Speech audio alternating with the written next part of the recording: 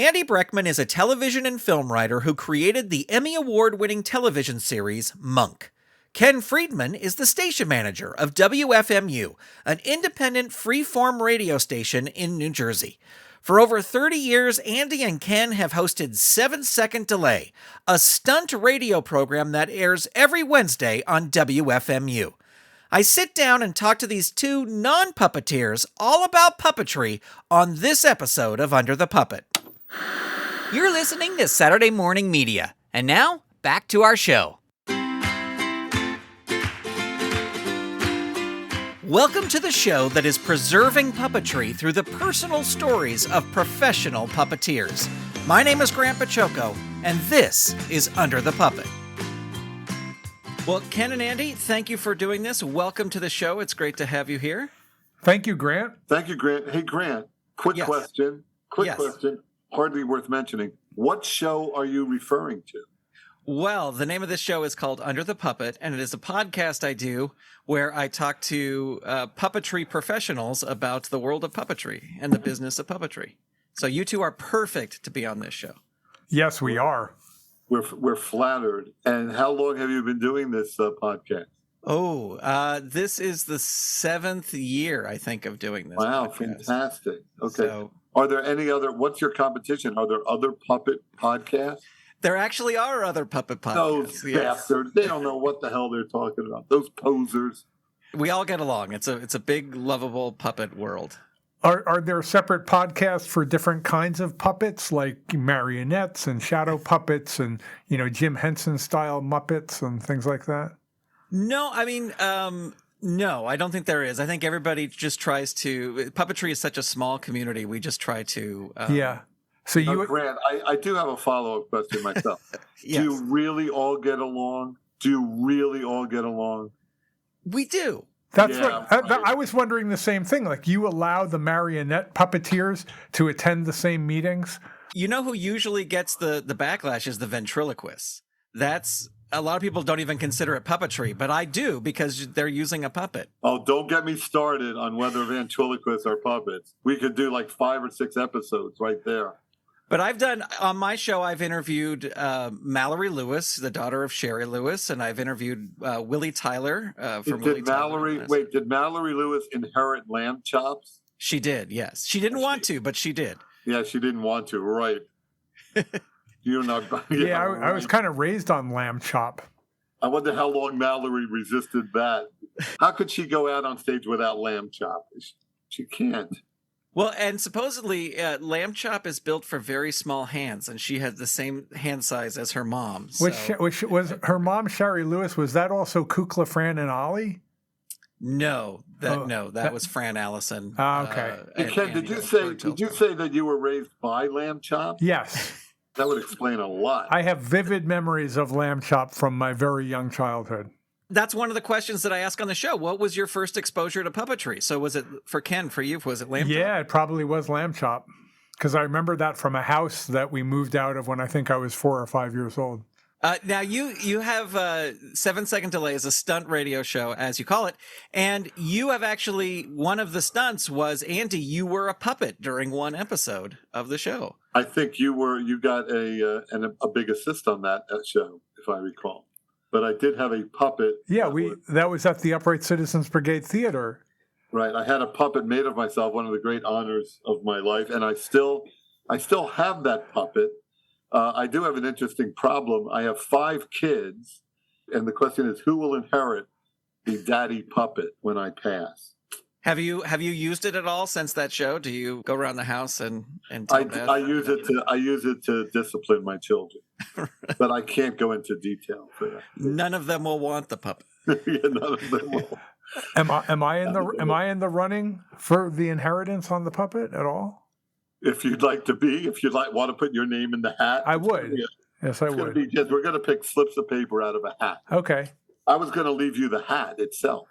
No, I want to be in the running for the puppet because that's actually a very memorable show when you were a puppet. What happened, Grant, was one of the members of Jim Henson's company actually made the puppet and then controlled the puppet on stage. Oh, I remembered it. I remembered it as Grant helped to design the puppet. No. Well, I think I put you in touch with Tim Lagasse, Oh, okay. maybe, Well, you who did. built the puppet. Yeah. Well, in baseball, that would be labeled an assist. An assist, yeah. And what happened was I was sitting on stage at the theater with the puppet, and Tim was behind the couch controlling the puppet. Andy could not be seen by the audience. Andy was in the sound booth. And whatever Andy said, the puppet had to just purely spontaneously, come up with the right facial and body language to convey it. And after about 15 minutes, I felt like I was on stage with a real live puppet. It really was strange. He was so accomplished at it. Everything was perfectly in sync with what Andy was saying from the sound booth. So I do have that experience with a puppet. I had a puppet avatar. Is that maybe a clean way to put it? An avatar that was on stage for an hour. Also, that was it. Yes, also known as a puppet. That's true. You're right. You don't have to say, you don't have to explain it further. Yeah. That's true. Hey, Grant, is the puppet community, are they fans of the movie Megan and those kind of horror puppet movies? Yeah, I just interviewed a couple episodes ago the puppeteer. He's a New Zealand puppeteer, Paul Lewis, and he puppeteered that whenever it wasn't the girl in the sort of little suit walking around.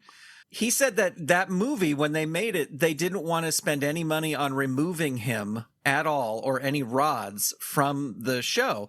So anytime you see Megan, he's there hiding behind Megan, just not being seen. So he said it was quite a challenge. Oh, I can imagine. Would you say that was the best puppet? Tell me the best puppet movie. Are you a fan of the movie Magic, written by William Goldman? I don't think I've seen it. That's a ventriloquist horror movie. Well, the best puppet movie is Team America. I've interviewed a lot of people who've worked on Team America by the South Park guys. You're absolutely right. Also, Chucky, I guess, is well known. The Chucky series. I used to have to stand in front of the TV when I showed my kids Team America when they were little. I would stand in front of the TV during the puppet sex scenes. But it was all negated because Ken himself was naked at the time. I've listened to the show long enough. I knew that. What good did that do, Ken? At least they didn't get to see puppets doing it. At least they didn't get to see a strange, unfamiliar penis. Yeah. Well, a puppet penis, really. Yeah, puppet penis. Yeah. Well, not puppetry related, but sort of in a tangential way. Andy, you worked with Lisa Henson earlier in your career, didn't you? She was actually a big part of my early career. She was at Warner Brothers as an executive, and she was a champion of an early script that I wrote, or maybe a couple of scripts. And thanks to her, I got an overall deal at Warner Brothers that it showed their misplaced faith in me. But I don't know if it was thanks to her or not, but I did spend one day with Jim Henson. Wow. I got to do that, which I know maybe a lot of your listeners would be envious of. Yeah. What was that? If you can talk about it, what happened? I would. Let me see. He was planning the series Muppet Babies, which I guess, was that a cartoon show? Yeah. Okay, so he was planning, the Henson Productions was planning Muppet Babies. And what these guys do is they pay comedy writers to come in, and it was me and 4 or 5 other comedy writers, to pay comedy writers to sit around a big table, and they paid us, I don't remember what they paid us, but we signed away all our rights. We waived any rights to any ideas that we generated. And then we spent the day sitting around in a big conference room with Jim Henson at the end of the table, just generating ideas, just kicking around, brainstorming ideas. And I guess there was either Jim Henson or some assistant was taking notes. And we were kicking around ideas for what elements of Muppet Babies might work. And I don't remember, my memory, as Ken can tell you, and listeners of my show know, it's the worst. It's a sieve. How would you describe my memory, Ken? A leaky sieve. Yeah, it's not even a well-constructed sieve. Yeah. It's a faulty sieve that you get. And I wish I had anecdotes to tell you, although I do remember making Jim Henson laugh was a very sweet and a delightful moment for me, but I don't remember the specifics. And I don't remember if I contributed anything to Muppet Baby. But I know it's enough to make you, Grant, very jealous of me. Well, in the final Muppet Baby movie, did the Cookie Monster have a free candy van? No, it was so so then that was cut. That was rejected out of hand. Yeah. I pitched the whole sequence where the Cookie Monster was shopping for a van that had to be soundproof. Right. The soundproof van. Like the inside of his garbage can. Or the Grouch. Yeah. Oh, yeah. You're mixing up so many characters. It's hilarious. Yeah, that's right. So I had that day, but I don't remember any. It drives my wife insane because when somebody famous is mentioned in conversation, I can say, "Oh, I spent the day with him," or "I spent a week with him," and then my wife will say, "Well, what was they like?" And I absolutely have no memory of it. So if I was writing my memoirs, it would be just like 8 pages of just the worst kind of introductions to people. Well, let me ask this. You brought up pitching, and I have heard mixed things about pitching and pitch. I know maybe you necessarily haven't pitched a puppet show, but if you were pitching a puppet show, would you bring the puppets into the pitch? Because I've heard things like, don't even think about bringing them in the room. Or then I've also heard people say, yes, definitely bring the puppets in. Oh, I would bring the puppets into the room. I would do it. It's a full multimedia, but I would keep it short. And I'm pretty good at pitching.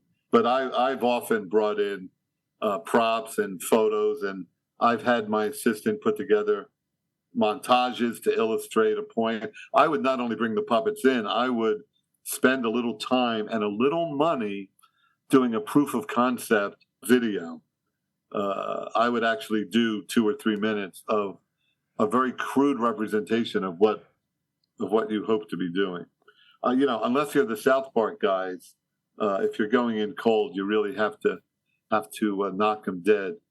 I have some friends. I have a couple of good friends, Tom Gannell and Max Frost, who created a marionette puppet show called Red Pepper. They actually went to pilot.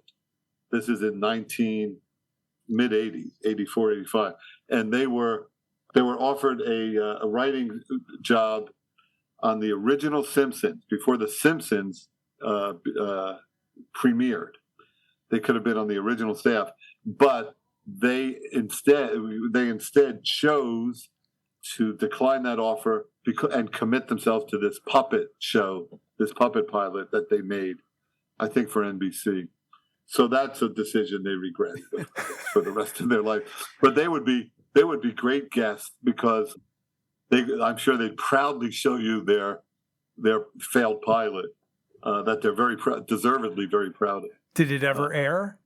No, it was a busted, what they call a busted pilot. Aww. But it was a very crude Howdy Doody style marionette living among real people. The way Mork the alien lived, in the real world. Huh. Or not Mork. I'm sorry, Mork is good, but Alf, I guess, is a better example. I was in the Burbank airport one day, and I had a sweater on that said puppeteer on this. It was a crew gift, and this guy comes up to me and goes, "Are you puppeteer?" And I go, "Yeah." And he goes, "I worked on Alf, the whole series." And I said, "Wow, that's really great." And he goes, "No, it was responsible for my cocaine habit." He goes, "So whenever I see a puppeteer, I go, no, thank you. I don't want to work on a puppet thing." Now, would you consider John Malkovich a classic puppet movie? Yeah. We interviewed the marionette. Philip Huber is the guy who he got a marionette to do a somersault, which had never been done before for that film. But yeah. Yeah, you have to do it almost at gunpoint. You have to threaten the marionette. You mean Being John Malkovich? You're talking about that movie? Yeah. Well, I have one more question here as we wrap up. You two have worked as a creative team for 30 years on this show, 7-Second Delay. What's the secret to maintaining a creative partnership for that long? That's a good question. It is a good question. I know my answer, but I'm very curious about what Ken would say. I think Andy and I share certain key values that have made it a lot of fun to keep collaborating after all these years. I mean, for one thing, I think we're very, very different, which has been a real asset because it has meant that we don't really get bored with each other. It's hard to predict one another. But Andy and I both really love coming up with ideas simply that nobody has ever attempted before on the radio. I think our motives might be slightly different for doing that. Mine are kind of more, I'm just always up for a good experiment to find out what will happen. And I guess Andy is thinking similar things, but more comedically, I guess.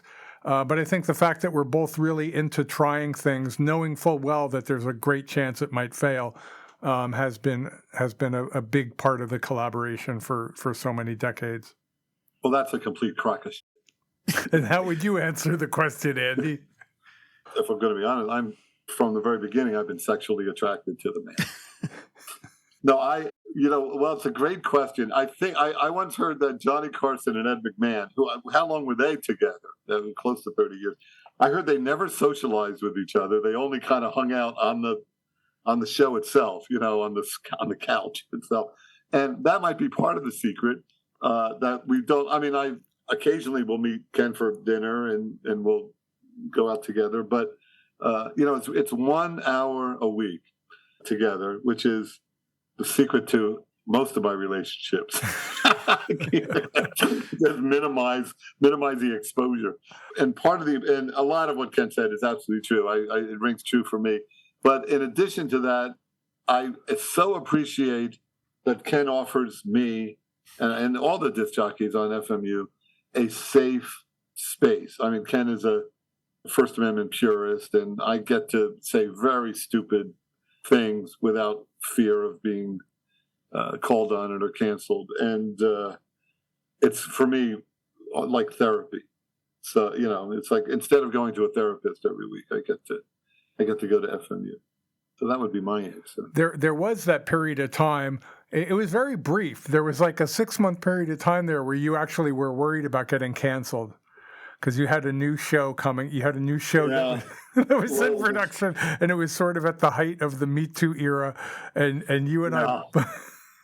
And then I remembered that nobody is listening, which was a great relief. Well, I love too, Ken, what you said is that you do these shows knowing that it might fail, and it probably, you know what I mean? Like, that's just a great attitude to create stuff, because then what can go wrong? Like, Well, the stakes are so damn low. That's the other thing. There's no consequence to our shows failing. Yeah. Now, what do you think? Now, before we go, Grant, what do you think what type of person is attracted to puppeteering? What personality characteristics? Are they failed comedians? Are they people that have failed socially and can't connect with other real human beings? What manner of failure are you, Grant? Yeah, what do they yeah, we assume that they're failures. What do they have in common? You know what I think, honestly, is, and I can't speak for all puppeteers, but it's the whole idea of like introverted extrovert. You know what I mean? Like somebody who... Oh, a shy egomaniac. Yeah, a shy egomaniac. Because it's a lot of puppeteers will do anything with the puppet in front of the camera, but then once you turn the camera on them, they're like, oh, no, thank you. Just keep it on the puppet, and you can kind of say anything with the puppet. Does that describe you as well? I was doing acting first, and I just kind of puppet was like a side thing, like a hobby. I never really thought like, oh, wait, I could do this as a living. And then just started developing my own shows with a puppet, and then got noticed by someone at the Jim Henson Company to come in and start training there. And now it's like, oh yeah, this is my thing. It took forever to find it, but this is the thing, And I actually do a ventriloquism act when I occasionally I will find myself doing stand-up, and my stand-up ends with my famous ventriloquism act. It is really uncanny. Have you ever seen it, Grant? I may have heard it, like if you did it on some live show or something. But if you've heard it, it's nowhere near as magical as when you see it.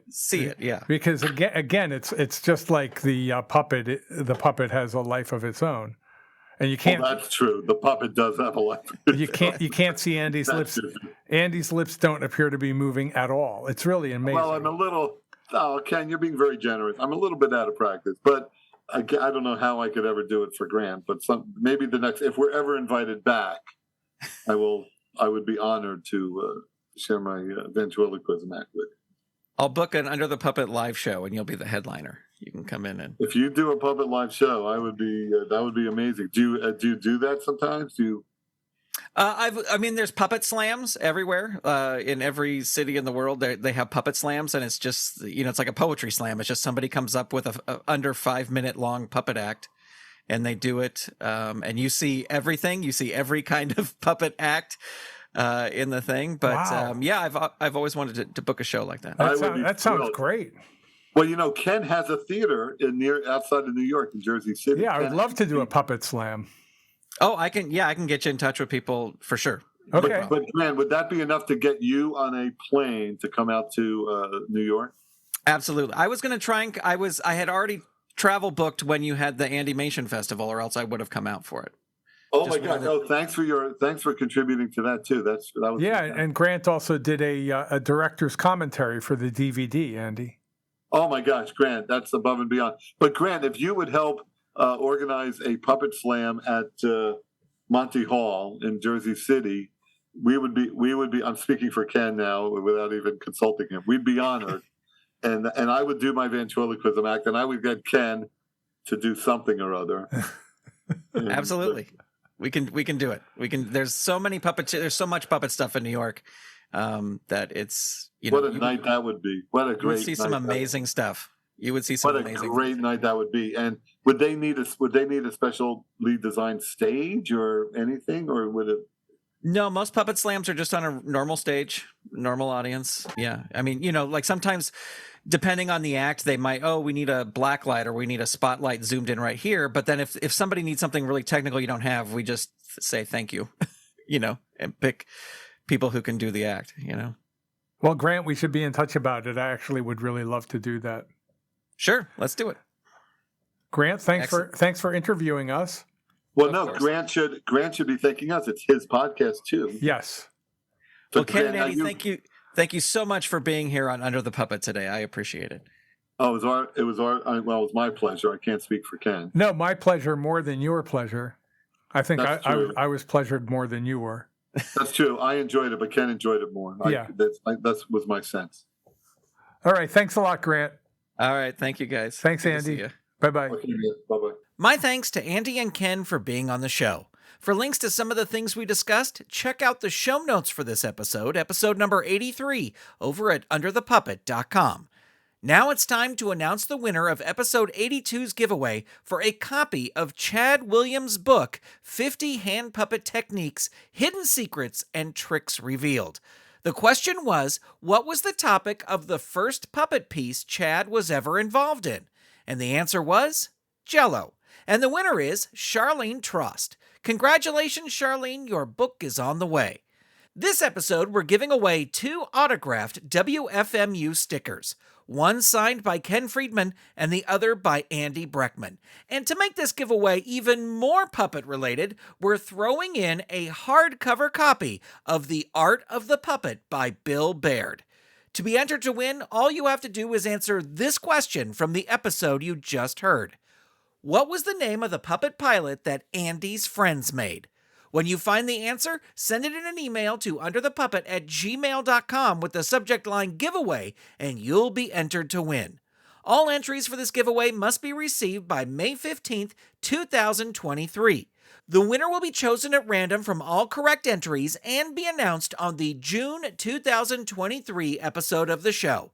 One entry per household, and due to recent issues shipping the prizes to winners, these giveaways are now only open to those listeners with a mailing address in the United States of America. Good luck! Well, that's going to do it for this episode of Under the Puppet.